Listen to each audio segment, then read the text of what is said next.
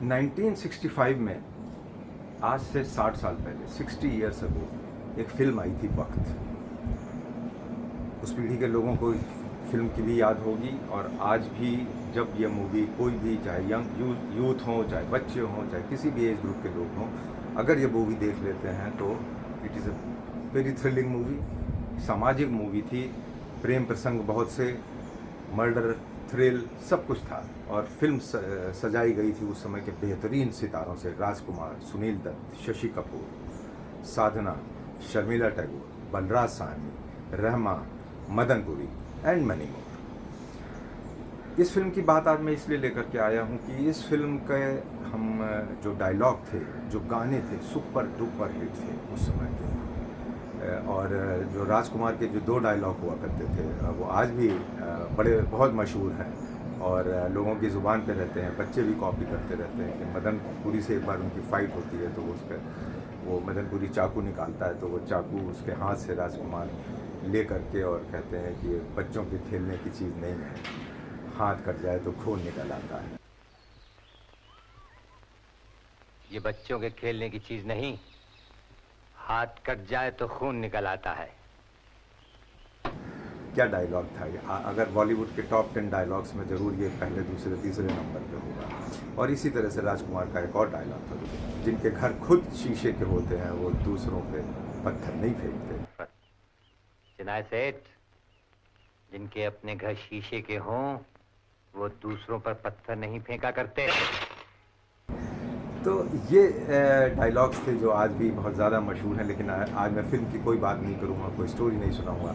आज मेरा फोकस है सिर्फ फिल्म के एक गाने पर जो मन्ना डे ने गाया था, और मैं उसका पोस्टमार्टम करके आपको बताता हूँ। जिन लोगों ने फिल्म देखी है उनको तो याद ही आ जाएगा, और जिन्होंने नहीं देखी है चाहे कभी भी नहीं, मगर ये गाना तो हर हिंदुस्तानी ने सुना है। क्यों सुना है वो भी हम बताते हैं। वो ज़माना था, अब तो वक्त बहुत बदल गया है, जब हमारे देश की संस्कृति कह लीजिए, समाज कह लीजिए, उसके हिसाब से लोगों को पब्लिक में प्यार इजहार करना, शरीर से हाथ छूना या कुछ बोलना तो बहुत दूर की बात है। लोग मुंह से भी आई लव यू या कुछ भी ऐसा, कोई भी शब्द या कोई भी एक्शन नहीं करते थे, और इसको बहुत बुरा माना जाता था।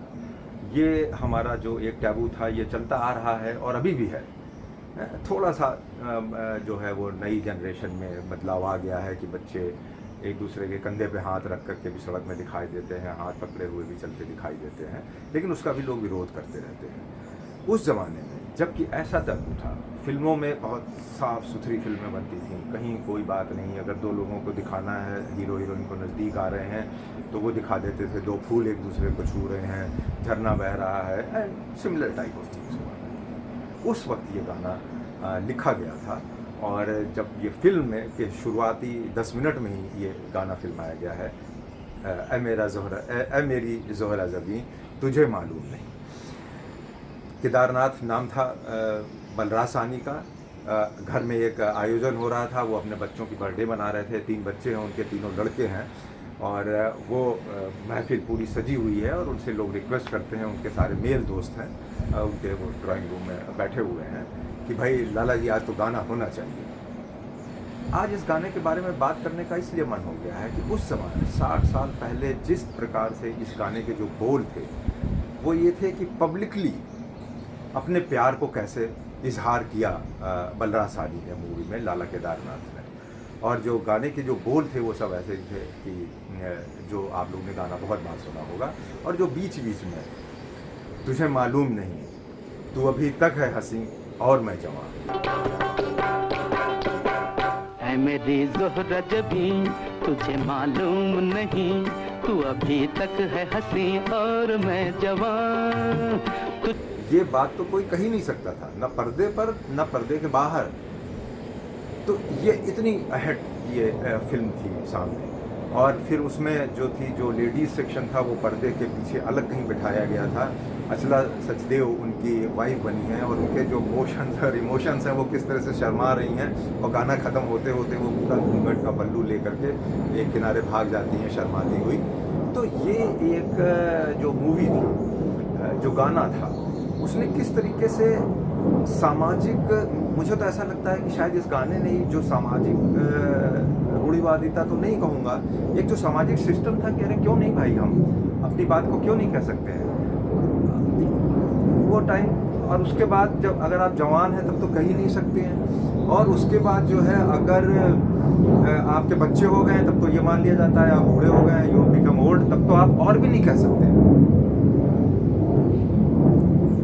और बिल्कुल आप दूर दूर रहिए, एक मतलब शक्ल नहीं देखनी है, और मतलब समथिंग लाइक दैट। तो ये एक मूवी थी जिसने एक समाज के कुछ दिशा दिखाई कि नहीं भाई इसमें कोई बुराई नहीं है, बात करने में क्या है अगर हम कह सकते हैं अपनी पत्नी को।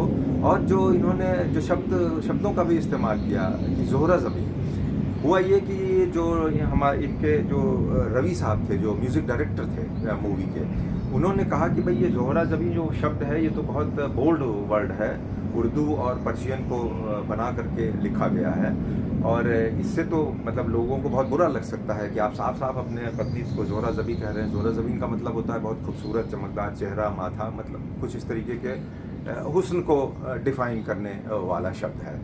तो साहिर साहब ने कहा कि नहीं भाई ये तो रहेगा ही, और तुम देखना कि ये गाना कितना हिट होगा। खैर ये गाना उस समय उस फिल्म के और भी बहुत सुपर डुपर गाने थे, उनके ये तो नहीं है कहा जाएगा कि उस समय ये नंबर 1 पे गाना था, लेकिन और गाने तो लोग भूल गए, और ज़ोहरा ज़बी सबको याद रहा।